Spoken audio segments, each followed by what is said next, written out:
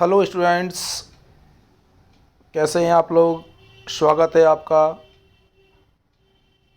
Eighty sir chemistry की पाठशाला में। आज हम आपको लॉजिकल क्वेश्चंस और जो ऑब्जेक्टिव टाइप प्रॉब्लम्स आती हैं उनके लिए कुछ क्वेश्चंस का रिवीजन कराएंगे। चैप्टर थर्ड इलेक्ट्रोकेमिस्ट्री, जिसमें आप स्टडी करेंगे छोटे क्वेश्चंस का, जिसमें सबसे पहले शुरू करते हैं। आपको पता है कि इस चैप्टर में दो चीज़ों का बहुत विशेष सिग्निफिकेंस है। One is cells, second is conductance, conductivity. There are two topics include in this chapter, you know very well, and summary wise revision today we will discuss. So please watch this video carefully and completely. So first question, define electrochemical or galvanic cell. Define electrochemical or galvanic cell. Solution, you know very well, in this device the chemical change of a spontaneous redox reaction convert into electrical energy. जिसमें chemical energy को electrical energy में change कर दें। Process कैसी हो? Spontaneous. जितने sales होते हैं सब रेडॉक्स रिएक्शंस बेस होते हैं। रेडॉक्स का मीन्स आपको पता होगा reduction and oxidation, because any electrochemical cell is made up by anode and cathode. Anode half cell and cathode half cell is completed Daniell cell. Sir what is Daniell cell?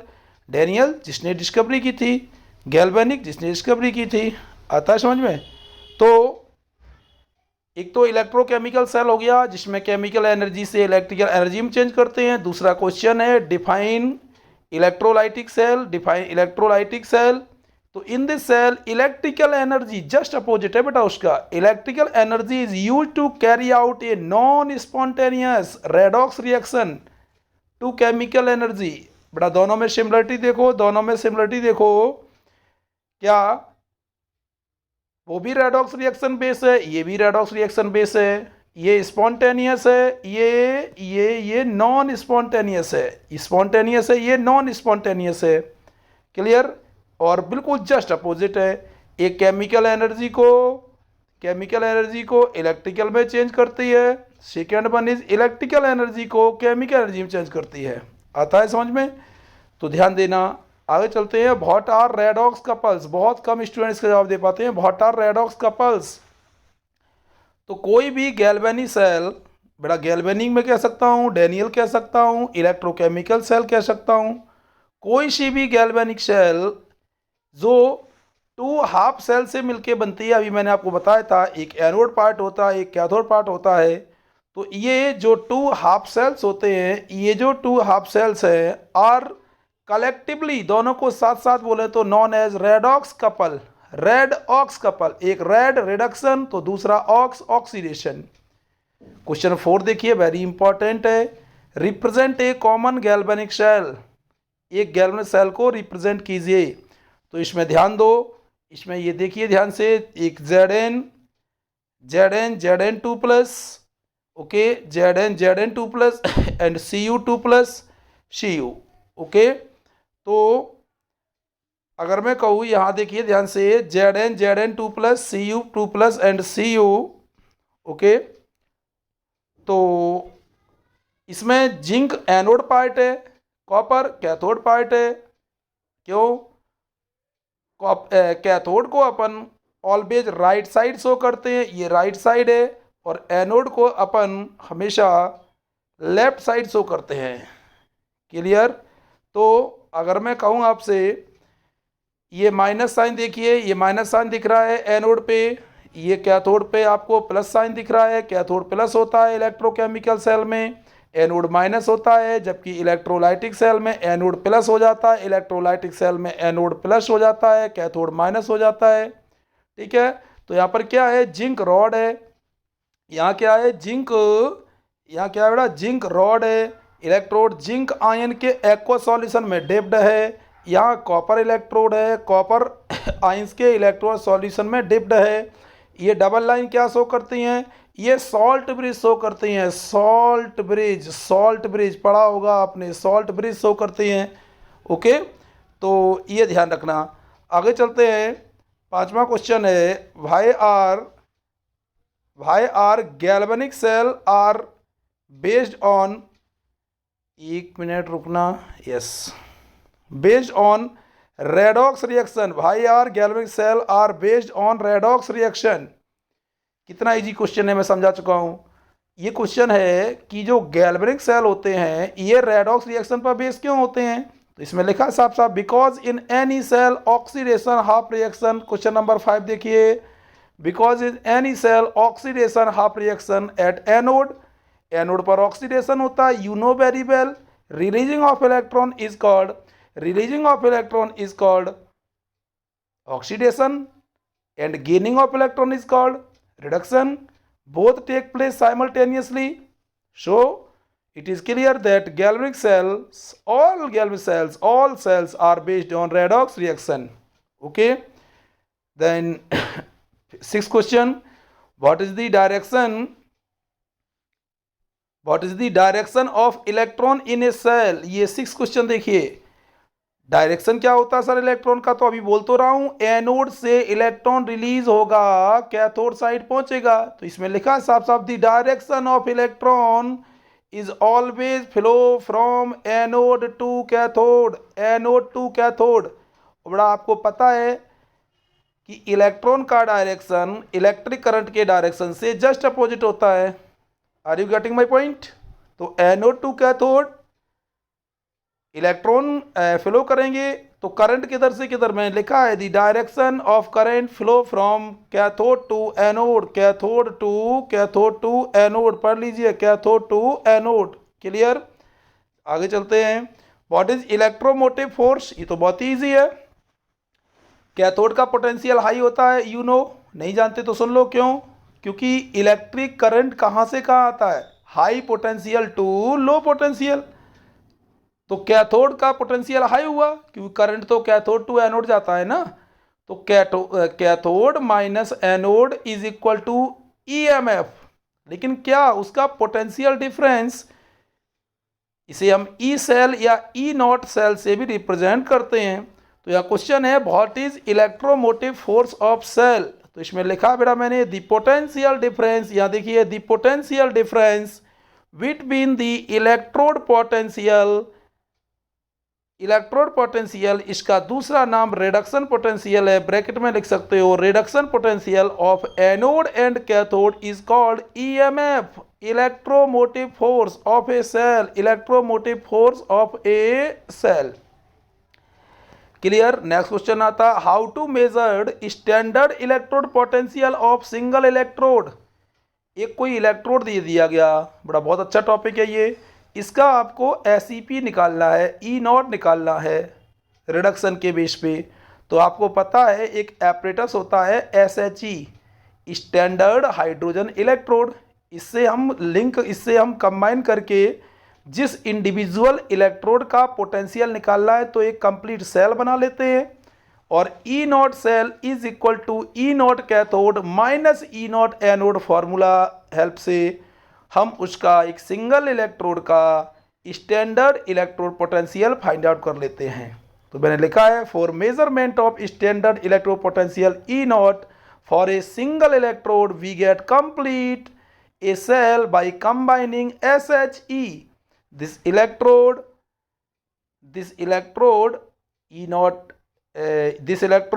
E naught मतलब standard electrode potential can be calculated by following formula, E not cell is equal to E naught cathode minus E naught anode. आता है समझ में? 9th question देखिए, what is the mean of standard solution? Sir standard मतलब क्या होता है? बार बार बोल रहे हो स्टैंडर्ड, तो आपको बता दें, एक तो नॉर्मल सॉल्यूशंस होते हैं, एक होते हैं स्टैंडर्ड सॉल्यूशंस। ओके, स्टैंडर्ड और नॉर्मल। स्टैंडर्ड का मतलब जिस इलेक्ट्रोलाइटिक सॉल्यूशन की, सॉल्यूशन नहीं बेटा, इलेक्ट्रोलाइटिक सॉल्यूशन की कंसंट्रेशन 1 मोलर हो, एंड उसका टेम्परेचर 298 केल्विन हो तो that is called standard solution. तभी तो ई नॉट यूज़ करते हैं, नॉट यहाँ स्टैंडर्ड के लिए ही तो शो किया जाता है। आगे चलते हैं।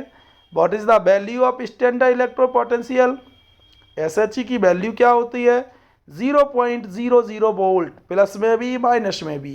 क्या शो करता है? ये एनोड की तरह भी एक्ट कर सकते हैं और इसे हम कैथोड की तरह भी एक्ट कर सकते हैं। सर कैसे? जिंक का निकालना है, जिंक का निकालना है तो SHE को कैथोड पर रख लो, जिंक वाले सेटअप को एनोड पर रख दो, 0.76 के रिगार्डिंग वैल्यू निकाल दो। कॉपर का पूछा गया तो कॉपर को कैथोड पर रहने दो, SHE को एनोड पर रख दो, 0.34 वोल्ट के रिगार्डिंग उसका कैलकुलेशन कर दो। आपने पढ़ा होगा बेटा, ये केवल एक रिवीजन है छोटे क्वेश्चंस के लिए, तो ज़्यादा हम डीप स्टडी नहीं करा सकते। आगे चलते हैं। Which has the highest, very good question, ये 2 question are very important, question 11 and 12। So please ध्यान से देखें। Which has the highest electrode potential in electrochemical series? अच्छा, इलेक्ट्रोकेमिकल सीरीज आपको पता है, जो रिडक्शन पोटेंशियल की डिक्रीज वैल्यू को शो करती हो। सबसे टॉप पे जिसकी रिडक्शन पोटेंशियल वैल्यू हाई है दैट मीन्स फ्लोरीन सबसे ऊपर होता है। सबसे नीचे कौन होता है? लिथियम होता है। सुनने का प्रयास करना। तो इसमें लिखा बेटा मैंने, बहुत इंपॉर्टेंट है, फ्लोरीन, फ्लोरीन F2 गैस जो होती है इसका इलेक्ट्रोड पोटेंशियल हाईएस्ट होता है फ्लोरीन का, जबकि लिथियम का सबसे कम होता है Li। 11-12 क्वेश्चन मिला के पढ़ना, क्लियर हो जाएगा। अब जब फ्लोरीन का इलेक्ट्रोड पोटेंशियल सबसे हाईएस्ट होता है तो एक निकल के आया कि फ्लोरीन गैस जो है वो स्ट्रॉन्गेस्ट ऑक्सीडाइजिंग एजेंट है। लिखा है यहाँ, ध्यान देखो, स्ट्रॉन्गेस्ट ऑक्सीडाइजिंग एजेंट है। तो फिर उसका जो आयन बनेगा बेटा, फ्लोरीन का आयन क्या होगा? फ्लोराइड। फ्लोरीन का आयन बेटा क्या होगा? फ्लोराइड। आइडेंटिटी क्या होती है? F negative. क्या होती है बेटा? F negative. देखो ये लिखा F नेगेटिव, तो ये वीकेस्ट, स्ट्रॉन्गेस्ट का अपोजिट क्या? वीकेस्ट हो जाएगा। और reducing agent, weakest reducing agent, बिल्कुल सेम एज क्वेश्चन नंबर 12। देखो 11 में हाईएस्ट पूछा था, 12th में लोएस्ट इलेक्ट्रो पोटेंशियल, बहुत इंपॉर्टेंट क्वेश्चन है। तो सबसे lowest electro potential means reduction potential पर बनी है इलेक्ट्रोकेमिकल सीरीज, तो lithium has lowest electrode potential. Lithium का इलेक्ट्रो पोटेंशियल सबसे लोएस्ट होता है, माइनस में होता है। देयरफॉर यहाँ भी आयन बनाएगा तो Li प्लस आयन, ये लिखा है बेटा ध्यान से देखो, Li प्लस आयन, ये लिखा Li plus ion is the weakest oxidising agent. Okay, while lithium जो होगा, आयन हटा दो, लिथियम एटम के फॉर्म में strongest reducing agent, strongest reducing agent. Okay, आता है समझ में? आगे चलते हैं, पेज बढ़ा लूं। क्वेश्चन नंबर 13 देखिए, what is the reason that copper does not dissolve in HCl acid? बहुत ईजी है, 10th क्लास चैप्टर 1 में पढ़ने को मिलता है। डिस्प्लेसमेंट रिएक्शंस में याद करो कि क्या मिलता है कि जो कॉपर है वो HCl के साथ में रिएक्ट करके H2 गैस क्यों डिस्प्लेस नहीं कर पाता, तो उसका रीजन आज 12th में सुन लीजिए। Because hydrogen ion H plus can not oxidise copper. Sir समझ में नहीं आया? अरे जो H प्लस आयन होते हैं वो कॉपर को ऑक्सीडाइज नहीं कर पाते, और ऑक्सीडाइज नहीं कर पाएंगे तो कैसे डिजॉल्व होगा? नहीं होता है। तो HCl एसिड के जो H प्लस आयन हैं वो कॉपर को ऑक्सीडाइज नहीं कर पाते, वो कॉपर को ऑक्सीडाइज, ये लिखा साफ साफ, can not oxidise copper. Okay, 14वें क्वेश्चन पे आते हैं। इसकी आपको नॉलेज पहले से होना चाहिए। इसमें क्या बता रहे हैं? रिप्रेजेंट करना एक नर्नस्ट इक्वेशन को इस डैनियल सेल के लिए क्या है? Ni, या N बना रह गया, गलती हो गई, Ni है यहाँ, Ni सीधा electrode Ni2 plus Ag, double line क्या शो करती हैं? सॉल्ट ब्रिज को, यू नो सॉल्ट ब्रिज को, Ag1 प्लस ऑब्लिक Ag आता है। तो ये एनोड साइड, ये कैथोड साइड, आपको पता है जो नर्नस्ट इक्वेशन है वो पूरे सेल के लिए कैसे लिखते हैं? वो पूरे सेल के लिए कैसे लिखते हैं? ये देखो ध्यान से, E cell is equal to E not cell minus R T upon 2f L N natural log Ni2 plus upon Az 1 plus पर 2 क्यों लगा दिया? अगर बड़ा चार्ज इक्वल नहीं है तो आपको चार्ज इक्वल शो करना पड़ेगा। Ni पे 2 प्लस है, Az पर 1 प्लस है, Ni पे 2 प्लस है, Az पर 1 प्लस है। ठीक है, ये Ni यहाँ पर Ni होगा Ni2 प्लस, Ni2 प्लस वाला होगा। ठीक है, Ni2 प्लस वाला होगा। ठीक, ध्यान से पढ़ना, N लिखा रह गया है। और अगर इसे हम 298 के सर यहाँ 2f क्या है, 2f क्या है, तो नंबर ऑफ इलेक्ट्रॉन्स 2 होता है।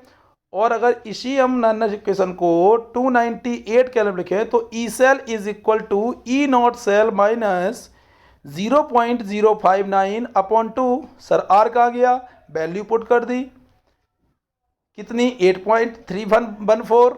टी कहाँ गया, temperature 298 kelvin. F Faraday constant 96487 coulomb पर मोल।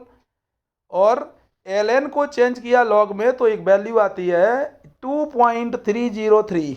वो पुट करने से इतना सब सॉल्व होके आ जाता है, E cell is equal to E not cell minus 0.059 upon 2 log Ni2 plus upon Az1 plus having 2 square 2 क्यों लगा, पता लगा चार्ज इक्वल करने के लिए। आगे चलते हैं, क्वेश्चन है next, what is equilibrium constant. अब जरा देखना बेटा, देखना, अगर मैं कह दूं ये जो है इनकी कंसंट्रेशन इक्वल हो जाए Ni2 प्लस और Az1 प्लस पर पावर 2 की कंसंट्रेशन इक्वल हो जाए तो इन दोनों की जगह हम K सफिक्स C यूज कर सकते हैं। और K सफिक्स C आपको पता है इज कॉल्ड, ये लिखा है इक्विलिब्रियम कांस्टेंट। तो यहाँ पर Ni2 प्लस क्या था, एनोड की कंसंट्रेशन, Az1 प्लस क्या है, कैथोड की कंसंट्रेशन। तो मैंने यहाँ पर बनाया when EMF of a cell becomes 0 then equilibrium. Yes, अगर बड़ा इलेक्ट्रोमोटिव फोर्स 0 हो जाएगा तो जो इक्विलिब्रियम है वो इस्टेब्लिश हो जाएगा किस किस के बीच में, एनोड एंड कैथोड के बीच में, between anode and cathode. The ratio of these solution is called equilibrium constant. It is noted by Kc। मैंने ही बोला था, it is noted by Kc। आगे चलते हैं, क्वेश्चन 16 देखिए, write the relation of standard Gibbs energy. तो बहुत ही easy है, बहुत इंपॉर्टेंट है, जो न्यूमेरिकल करना उन बच्चों को यहाँ बहुत काम आएगा। थोड़ा सा समझाता हूँ मैं इसे।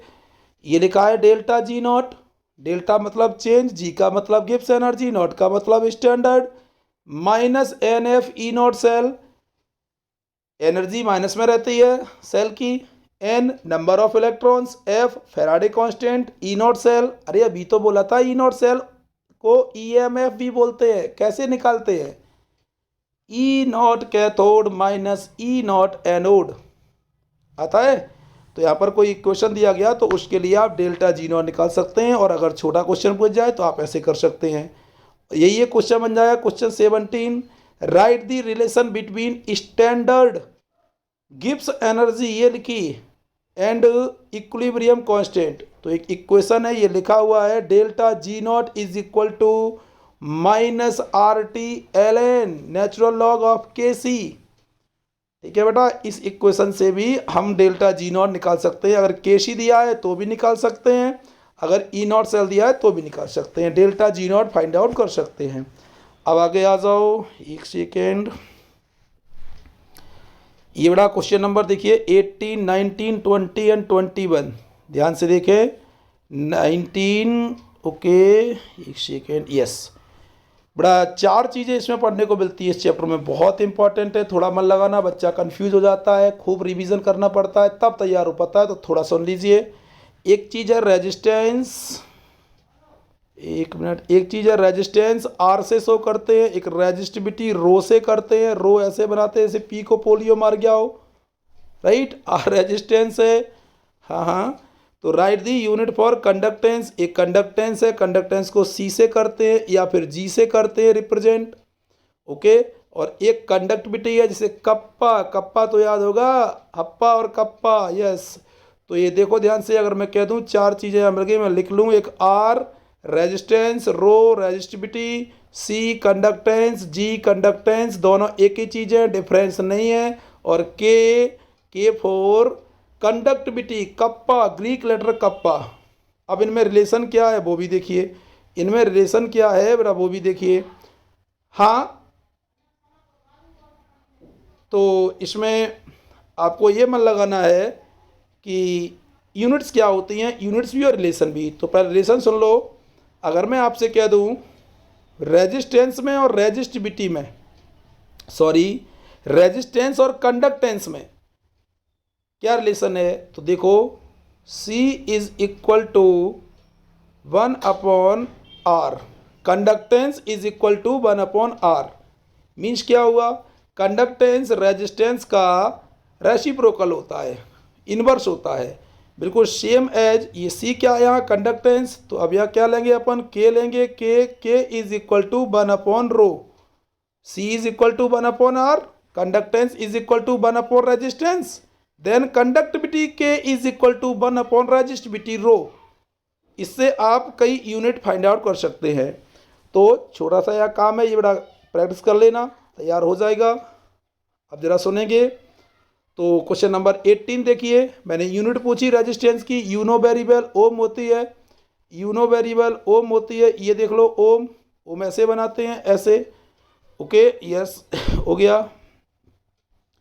नेक्स्ट यूनिट फॉर रेजिस्टिविटी, तो रेजिस्टिविटी में सेंटीमीटर और जोड़ दें, मीटर जोड़ दें, तो ohm centimetre is the unit for resistivity, resistivity. अब देखना इन दोनों का रिलेशन मैंने अभी बताया था, तो देखना अगर हम अपॉन में कर दें, अगर हम 1/ओम कर दें, अगर हम 1/ओम कर दें, एक सेकेंड ये हटा दें, 1/ओम कर दें तो यूनिट क्या आ जाएगी, ओम इनवर्स। क्या आ जाएगी बेटा, ओम इनवर्स। आता है समझ में, ओम इनवर्स। और ओम इनवर्स को हम महो भी कह सकते हैं, MHO, या इसे हम साइमन बोल सकते हैं, S। तो 1S is equal to 1 ohm inverse, याद रखना 1S is equal to 1 ohm inverse. आता है समझ में, तो ये ध्यान रखेंगे। आगे चलते हैं, यही यहाँ पर क्या हो जाएगा, आपको मैंने ये बताया था थोड़ी देर पहले, K इज इक्वल टू 1/ρ। तो को K की यूनिट निकालनी है, तो क्या 1/1 ओम सेंटीमीटर कर देंगे, 1/ओम सेंटीमीटर कर देंगे, तो आंसर क्या आ जाएगा, ओम इनवर्स सेंटीमीटर इनवर्स। अभी थोड़ी देर पहले बोला था ओम इनवर्स को किससे नोट करते हैं, साइमन से, so can be written as SCM inverse, siemens centimetre inverse. यही मैंने यहाँ पे लिखा था, आप चाहो तो देख सकते हैं, ये लिखा है ओम इनवर्स CM इनवर्स। एक मिनट में सबका रिवाइज करा दूँ। तो क्वेश्चन नंबर 18 देखिए, 18 देखिए, write the units of resistance ohm, write the units for resistivity ohm metre और ohm centimetre, write the unit for conductance ohm inverse और महो और siemens 1S, and write the unit for conductivity ohm inverse centimetre inverse, और इसे Simon centimetre inverse भी लिख सकते हैं। ठीक है बेटा, सबको समझ में आया होगा। आई होप अच्छी तरह से वीडियो देख लेना। इसका भी ये पार्ट 1 हुआ है, एक पार्ट इसका भी और आएगा। और अगर आपने हमारा चैनल सब्सक्राइब नहीं किया है तो आप चैनल सब्सक्राइब कर दीजिए, जिससे आपको अगले आने वाले वीडियो पता चलते रहें। ये इलेक्ट्रोकेमिस्ट्री का था। आप अगर देखें तो हमारे पास इसका चैप्टर 2 भी है, जिसे मैं समय मिलने पर, समय नहीं मिल पाता है हमें, समय मिलने पर ये देखिए some important questions for OT problem, ये आपको दिख रहे होंगे। ये सब क्वेश्चन बहुत इंपॉर्टेंट क्वेश्चन है, NCERT बुक का कंक्लूजन है पूरा, ये सब देखिए। ये आज का लेक्चर है चैप्टर 3 जो मैंने आपको बोला। और सभी हमारे स्टूडेंट्स को माँ शारदे के अवतरण दिवस जो कि कल है, बहुत बहुत शुभकामनाएं, और उन्हें उनकी परीक्षा के लिए बहुत ज़्यादा बधाइयाँ कि आप अपनी परीक्षा को बहुत अच्छा बनाएं, डिस्ट्रिक्ट मेरिट में आएँ, स्टेट मेरिट में आएँ, रिवीजन करते रहें, हमसे जुड़े रहें। चैनल को सब्सक्राइब नहीं किया तो सब्सक्राइब कर दें। ओके, अगला वीडियो मैं आपको बता दूंगा कब आएगा, बता दूंगा समय मिलते ही, बहुत जल्दी आएगा। सभी जितने भी चैप्टर्स हैं सभी के वीडियोस आएंगे, जितने भी चैप्टर्स हैं सभी के वीडियोस आएंगे। ऑब्जेक्टिव टाइप क्वेश्चंस के लिए कुछ मैं न्यूमेरिकल्स के लिए सेपरेट बनाऊंगा। आपको मार्च तक, जब तक आपके एग्ज़ाम है, आपको वीडियो अवेलेबल होते रहेंगे। धन्यवाद।